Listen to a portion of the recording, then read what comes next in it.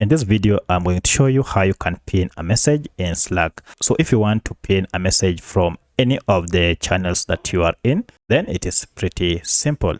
If you find this video helpful, I kindly request that you support me by liking the video and also by subscribing to this channel. Alright, so the first thing you need to do is to go to channels here and then identify the channel where you want to pin the message. So I want to pin a message that I sent on this channel. Then go ahead and find the message that you want to pin. And for my case, I want to pin this message. To do so, head over to the right hand side here under more actions and click on it. And then look for this option called pin to channel.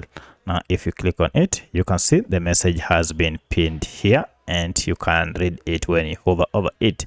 Also, if you look at the message, you can see it has a different color with a pin here and it shows or indicates that it was pinned by me. So that's how you can pin a message in Slack. If you have any other question, kindly let me know in the comment section. Otherwise, thanks for watching and let's meet in the next video.